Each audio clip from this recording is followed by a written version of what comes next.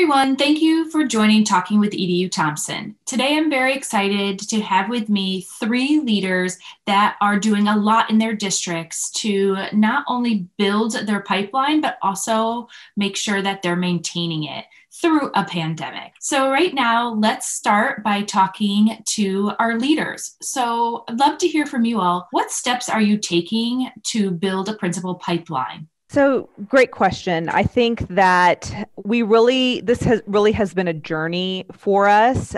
We have done a lot of work around building a leadership definition. And so what does a ready leader in our district look like, from the leader of self level, the leader of others, leader of leader, and leader of the organization. And so we spent about a year and a half really identifying what the behaviors are for a leader of self and onward. And so once we had those leadership commitments and leadership definition laid out, we started to talk about how are we as a system identifying ready leaders so that we ensure that we have a pipeline and a bench of people who are ready to take on the role when needed. So we started to have conversations around identification. How do we begin to identify those people who maybe with tailored development are those high potential individuals, so that we can start to build a bench? Because what we realized along the way was that we didn't have a bench of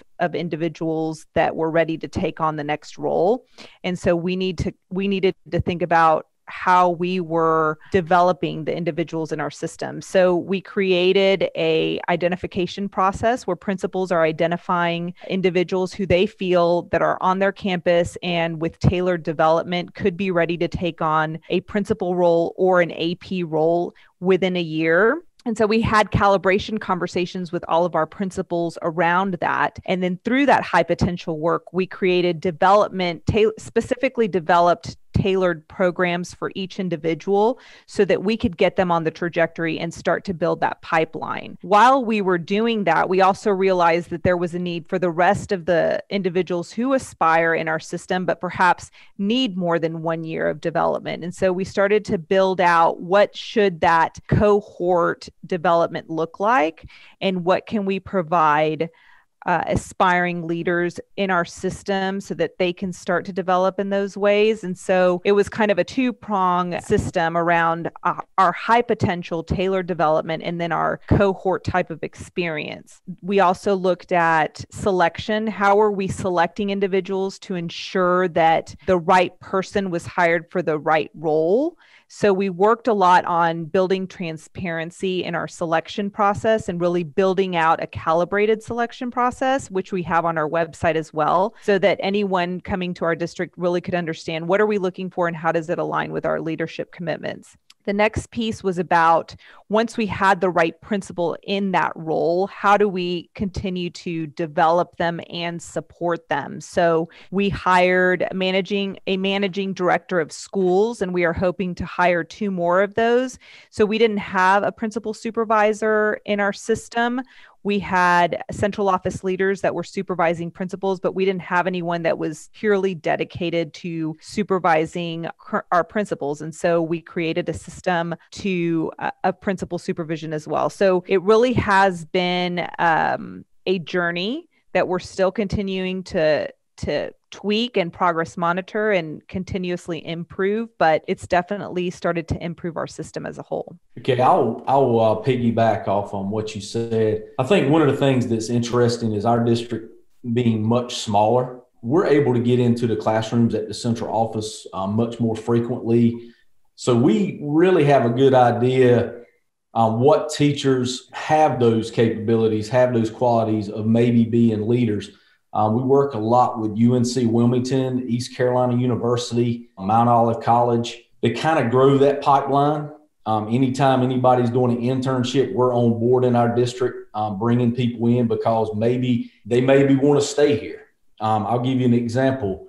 We have right now 3 of our 5 principals were actually teachers in the district, and then they moved into an assistant principal role, and now they're a principal. So we already had a good pulse on kind of the qualities that they have. But I 100% agree is that when they do get into a principal role, it's much different than it is being in a teacher role. You don't see the immediate success like you typically do as a teacher. Even when you're at the central office level, it's a trickle-down effect. But what I think is really important is that any professional development that we have our principals, they're invited to that professional development as well. Because what we want to do is we tell them all the time, you're not going to be an expert in every subject area, but you got to know the content. And you got to know when you're looking at lesson plans, what's a good lesson plan?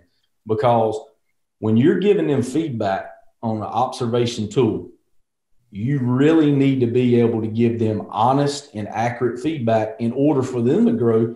And then they'll grow. And possibly when you leave, which our turnover rate is extremely low, our principals, they average about 7 or 8 years. Some of them may move from school to school, but it's typically 7 to 8 years. So I think it's extremely important, not just a one-shot PD, but continuous PD. We've done a lot of professional development with Covey, and we've also done professional development, culturally responsive training, not with our teachers, but also with our principals. We've been working with a gentleman out of California this year, and is actually was going to be face-to-face. However, with COVID, it's been virtual, but his name is Dr. Doug Loughborough. Just kind of want to give him a shout out because he's been influential, not just for our teachers, not just for our principals, but also for our parents as well. Really connected group, because principals can have all the content knowledge in the world. They got to be able to be a people person. They got to be able to deal with parents.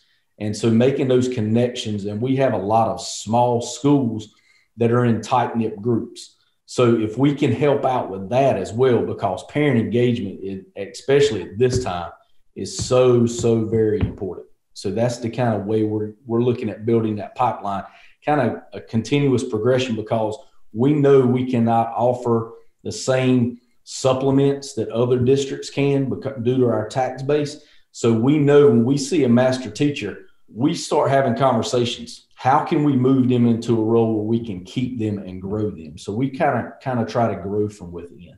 We have a program that's really helping us build our pipeline tremendously, and it's Aspiring Leadership Academy.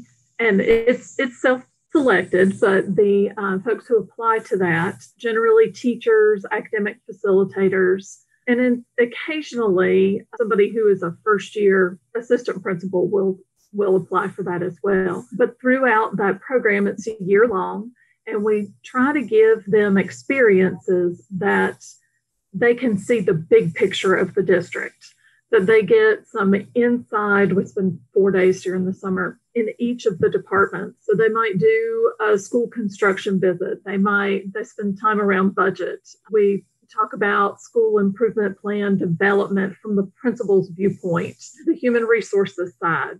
We try and make that week all encompassing to give them that broad picture. And then across the year, we do several book studies. They do shadowing, particularly in schools that they are not currently teaching in. Having that different grade levels perspective, I think, opens folks' eyes to the possibilities. And, being a high school principal is incredibly different from being an elementary principal. That program has really kept our assistant principalship stocked. We tend to hire 3 or 4 folks each year who come out of that program into assistant principalships. With COVID, it's been a whole different ballgame. We've kind of had to put some of those experiences on the sidelines just to keep people safe and make sure we are keeping people in classrooms with students as much as possible.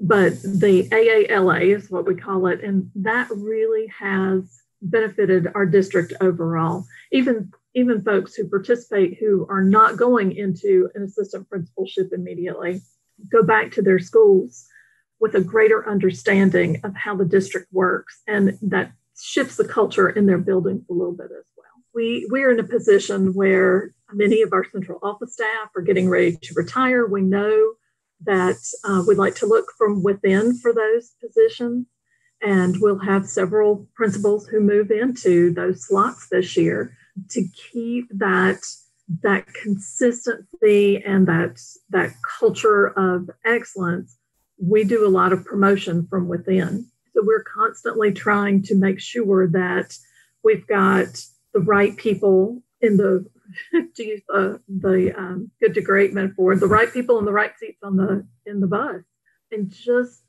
being sure that we give everybody the opportunity to participate in our Aspiring Leaders program so that we make sure we are representative of our community.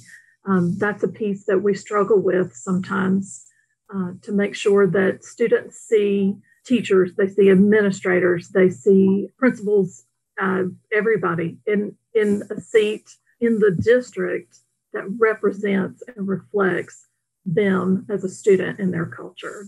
That's a big piece for us too. I couldn't agree more with you, Rae. I think that we also have placed a huge emphasis on the sustainability piece and ensuring that not only do we have individuals who want to be in the seat, but are ready and able to be in the seat, so that we have the right administrator with the right campus. And so we have been looking at what are our systems and structures and how do we ensure that sustainability so that our pipeline continues and we have a bench of ready leaders ready to take on that role. And so we've really worked hard on and are continuing to have conversations around what are those job embedded opportunities that really are going to set up our folks for success, because ultimately we don't want them to get in the seat and not have what they need to be the best leader possible. And so what are those job embedded opportunities that we need to ensure that they have? And then how do we keep that going? And how do we sustain that so that we're continuously improving as a system? So in our district, the way we're improving school leadership through this current COVID-19 pandemic, we've been doing a lot of social and emotional training with our teachers and also our principals. We feel like they're on the front lines every day. We can only imagine what they're going through. One of the things we have worked with is called Project Don't Wait. Been working with East Carolina University. They have monthly series where our principals, our teachers, they're online via Zoom. They talk through strategies. They actually have conversations together, and it's a good time for them to really have candid conversations with peers that are going through the same things they are. We also have been working with the Panasonic Foundation, and that's through East Carolina as well, really focusing on all means all social injustices. We actually work with Duplin County Schools, Sampson County Schools, and Pender County Schools, and we've continued that same momentum. So we look at really how we are ensuring that all of our students are successful. That has really helped continuing that, because we know that there is a opportunity gap in our school systems, whether it be academically or discipline, attendance-wise. So that has been a good time, especially with attendance being like it is. A lot of our districts, they've talked to us and said, we're having a hard time even finding some of our students. And so those are some of the things that we have talked about. It's really given us a foundation of some normalcy, and I'll also continue to have those conversations because we know that right now, teachers, students, parents, and especially our school leaders that are there every day in this, they need somebody to talk to and lean on as well, and then providing them with strategies to be successful. One of the things that we've really focused on is a central support system for our principals and our assistant principals. We do feeder area group meetings. So all the schools that feed into a particular high school in our district, the principals will meet together with curriculum instruction, human resources operations. In our first semester was really focused on how do we keep kids and staff safe, a lot of the operations piece. And for principals, that's been their primary concern, keeping school open for folks in our community, and that supports our businesses as well. This morning, we had our first session with a feeder area group that was so focused on curriculum. Teachers have been, they've been gaining ground. They're really learning how to make this virtual instruction work, how to make hybrid instruction work. Principals have had to focus on more managerial things in a lot of ways first semester. So we got to observe a kindergarten teacher who teaches completely online and identify the way she increased rigor and relevance and creativity for the kids. And I think that was an eye-opener for principals, because they haven't had as many opportunities to be able to sit down and really dig deep into those instructional issues.